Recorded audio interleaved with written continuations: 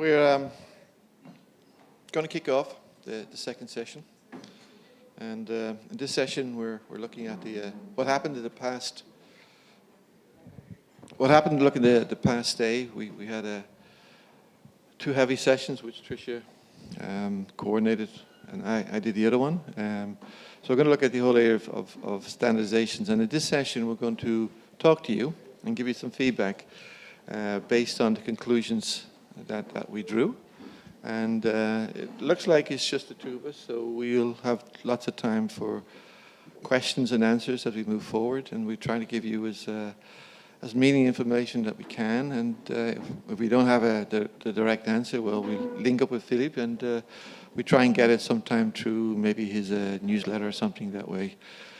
So now I would like to introduce you, put the microphone to Patricia, and maybe you can draw down your conclusions from the two sessions.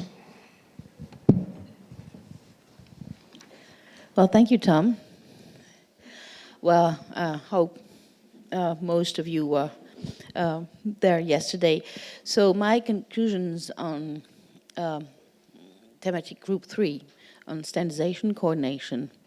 I'm always amazed to find out anytime I come to the CoU to see how clever Europeans are, and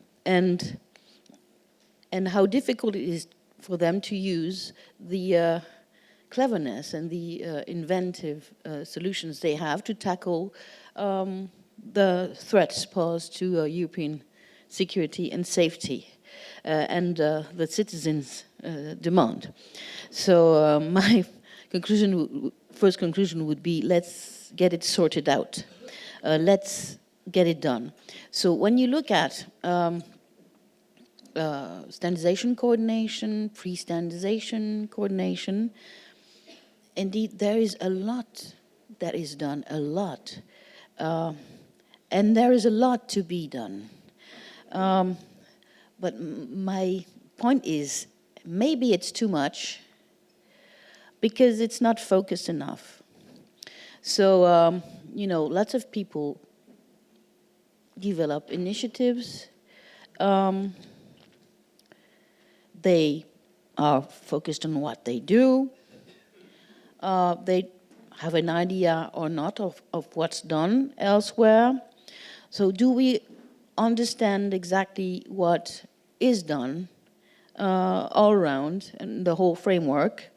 Well, I'm not quite sure about pre-standardization and standardization as well. So we need a brain. If there's no brain, we have to build it. When you look at multi-standardization, there are many, many approaches. There are many, many initiatives, projects. There are many, many tools. There are too many. If they're not going anywhere, there are too many. Some do pre-standardization and they don't even know that they're doing pre-standardization. So we really need to find a way of being more focused. I would mention some very interesting things that I heard yesterday and today, and you will see how we can tackle this. It's not just by just talking about things and we should do this, we should do that. It's about taking sometimes very little, very concrete issues that the users are needed, and to tackle it and to bringing in a very concrete solution, even if it's little, even if it doesn't look like much. It's important because it solves a problem and it is shared. For instance, the ERNSIP, the European Reference Network for Critical Infrastructure Protection, they have been working on standards on glass, the glass that are used in buildings, because we found out that most of the victims in terrorist attacks were killed or injured by the glass that was spread by the bomb and not by the bombs itself. So they worked, they developed research, and they ended up with a standard. And the European legislation is going to enforce this standard. So now that when we build buildings, we will be using glass that are compliant with this standard. So this doesn't look like much. The public doesn't know about it, but it is quite an achievement. This is the concrete outcomes we should be looking for, because this is what the public is demanding, concrete outcomes for their own security and safety. I would also mention what JRC said on the iTrap initiative, which is very concrete and clever way to tackle security issues and research programs. The standardization help desk as well. I would also mention regarding pre-standardization, something that was mentioned today by 2 or 3 panelists. You have to think of standardization all the time, not at the end of the process, because then it's too late. It's not a constraint, it's not just a deliverable in a work pack. It's something that you should have in your mind, because it might be useful to you. Standardization is like, it's a culture. You should always be able to ask, and why not do a standard on this? Is it doable? Is it going to help me? So this is how you can improve the situation. Regarding standardization coordination itself, well, of course, I mentioned the sector forum that really was lacking. And we also outlined this is important issue. It's when you end up with having a standard, is it used? Is it efficient? Do we have what Sasha mentioned, outreach of the standard? It also seems that this is another area of improvement, and that there are lots of CWAs that most people don't even know about. So there's no way they could be implemented by all the users who may need them, and sometimes you don't even have all the experts and stakeholders needed in the development of these CWAs. So there's another area of improvement, and regarding this one, Stair for Security is one of the answers. When I remember what was said mostly yesterday, if there's one word to resume the needs of the stakeholders regarding standardization, there would be one word, and this word is interoperability. Well, we should have interoperability on this, on that, on processes, on equipment, on technologies, on data. Yes, it is quite an outcome. I used to work for NATO, and I can tell you it's quite a hard work, and how important it is and how crucial it is for such an organization to build up and develop and maintain interoperability. It's a huge work. But yes, if we want this, we should not just talk about it, we should do it. So let's start with something. Let's, do it. And then, when you end up with outcomes, when you end up with the good story, the success story, then you may be able to tackle all the very complex issues to be faced with building interoperability of all that's needed regarding coordination and enforcing security and resilience within Europe. Now we're at a time where lots of very interesting projects were launched, and they all have and are ready with pre-standardization outcomes, comprehensive ones, some that really are shared by the stakeholders, shared by other projects, So this could definitely be one of the bases that we should be using in order to look at developing standardization and interoperability. So it is really time to move on. One of the way to do that would be to use the instruments in place. And this is one of the reasons why the Standardisation platform was to be established. And also the standardization coordination was lacking involvement and business approach. So now we have the sector forum within SANS-ANALEC, which aims to enforce the development of an industrial security framework. And finally, year's security market, which is currently much too fragmented. And this will also be a very, very incredible achievement for security and safety users to have the adapted solutions that are going to be shared by everyone that would cost less because everybody would have interoperable or solutions that are alike or the same, and that would allow our industries to sell some of these very efficient and improved European solutions abroad. So I'd say let's move on, and thank you for your attention.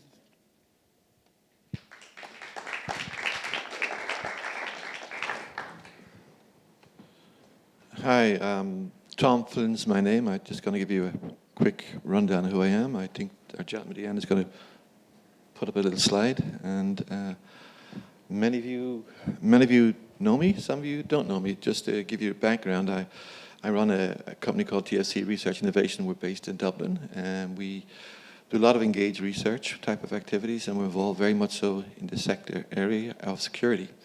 We also do other areas, but in this area we're doing two specific projects. One is called the No Fear project, and the other one is called the Stairs for Security project. And both projects I think are relevant at this moment in time, so I'm going to mention them. I think the No Fear project is all about getting practitioners, engaging with suppliers, those who develop software and hardware, very much so for the medical service industry, of which CBRNE can be part of it. It's looking at three pillars. The first pillar is the acute care of the patient, how we handle them, how in a situation. If you take the situation that took in Nice not so long the Promenade, so many people were killed, they were injured, and suddenly the hospital was flooded with people, and they hadn't a clue what was kind of going on. The second area is for the operations. How did they perform? How did they share data?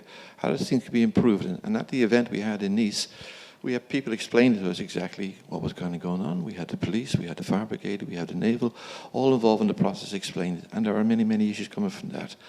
And the third area is the training. Training and retraining is very important for the medical services. Now, why am I saying this? Because we were talking about CBRNE. CBRNE can be part of this whole process, things go wrong. And in this specific project, we got two streams of activities. We want to engage very much so more practitioners, get them involved, and also engage with the suppliers of hardware and software where innovation solutions can come together and they can learn. And by working together, you get more resilience. This is an ongoing project, and I know many of you here today will be very much so involved from a practitioner's point of view, so I would like to take this opportunity to encourage you to engage with us in this specific project. The second project is called the Stairs for Security, and it came out through discussions from this morning and also yesterday, and many questions were raised. And we want to put together a platform, an operative platform, which will work very much so for policymakers, right through to practitioners, right to the researchers. So when it comes to standardization and research and innovation solutions, you will find through this platform a vehicle for communication that you will know what is there, and if there is information missing, it will tell you that the information is there. So it becomes very much so a knowledge capacity that information can be shared and used for the person depending what perspective they're coming from. And that's a project which kicked off on last January, and SEN are actually working that. And today and tomorrow, we're going to talk more about it, and after this event takes place, we will be outside. Please come talk to us, and we will share more information about what we're doing in this specific project, and we take it forward. Now, yesterday, I had the pleasure of chairing a session to do very much so with standardization and CBRN. And at that session, we had 3 panelists, which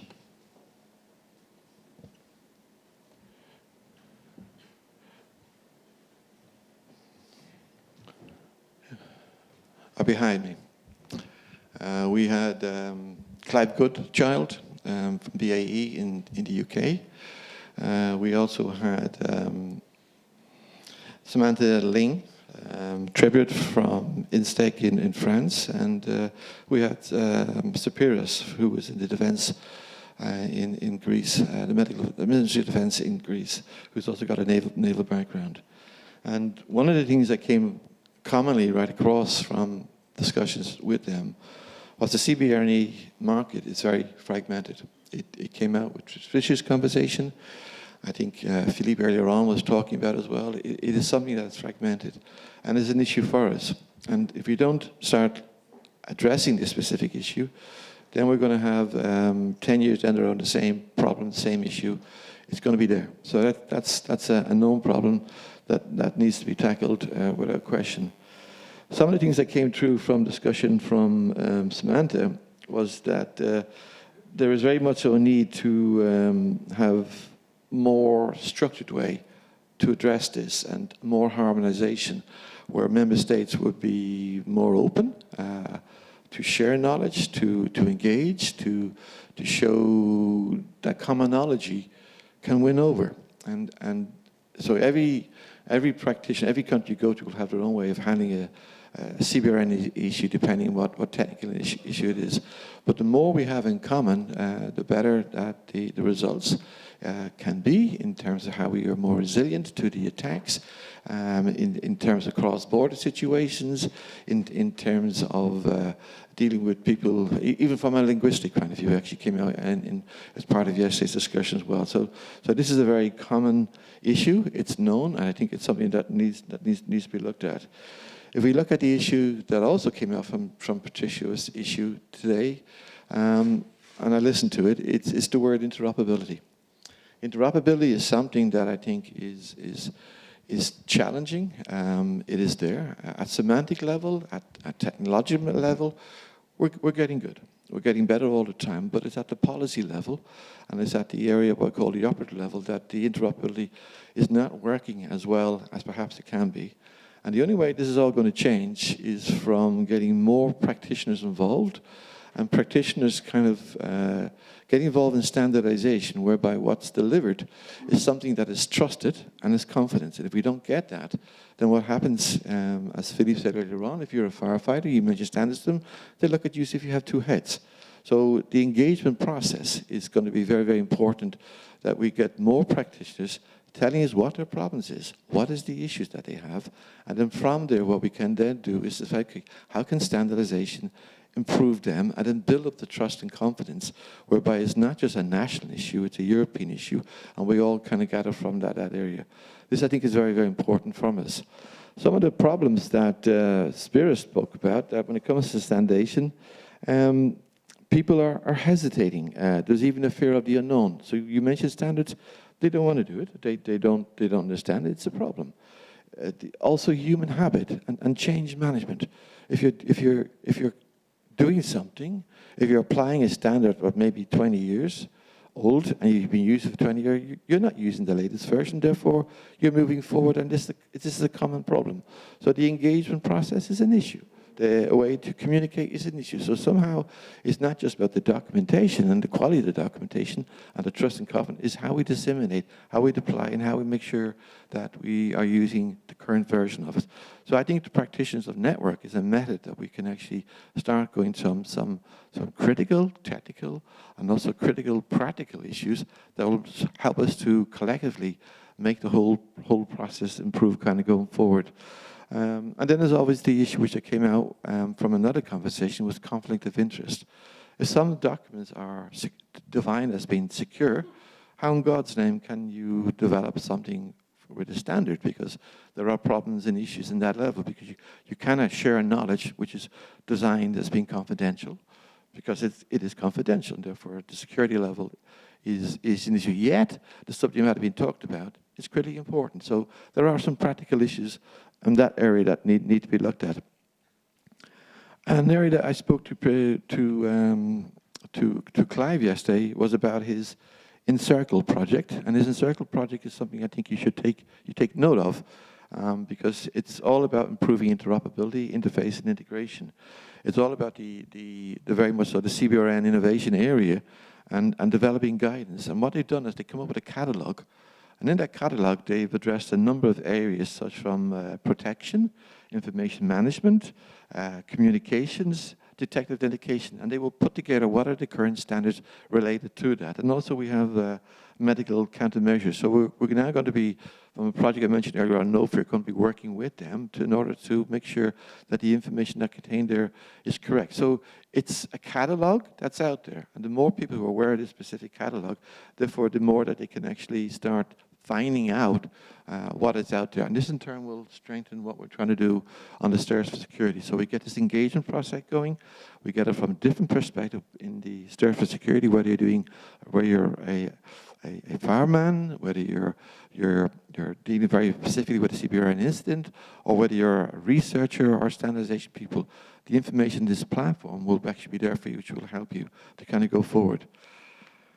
I think also what's important is to state some of the areas which came through conversations which perhaps I would say I had in the corridor rather being within the panel.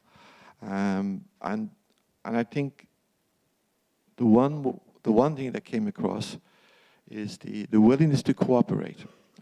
People recognize it's not right. People recognize that there are issues out there. And people want to engage, but I think it's a question of leadership and putting together. And I like to think that the practitioner of the networks that will take place at tomorrow's session will help us to kind of bring together the direction. The European Commission can only do so much, but at the end of the day, it becomes through a question of knowledge exchange, knowledge and guidance, and then rallying the troops with very comments to kind of make sure that we are all working in the same direction and moving forward.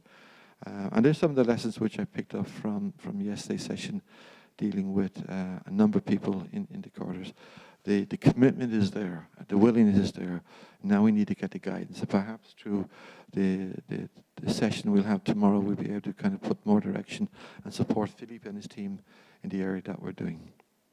That's me. That's my wind-up of the yesterday's session and through the corridors. Thank you.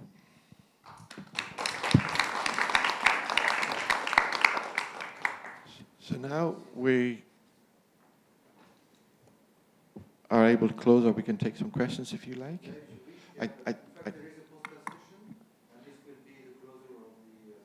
Okay, so maybe what we can do is maybe just to close this session, and we take some questions, and then what Philip is kindly saying, there's a poster session outside, and you're very welcome to network and see the posters and talk to representatives around those posters. Is there any specific questions that you may have at this stage that we can maybe for the next 5-10 minutes, and then we'll close?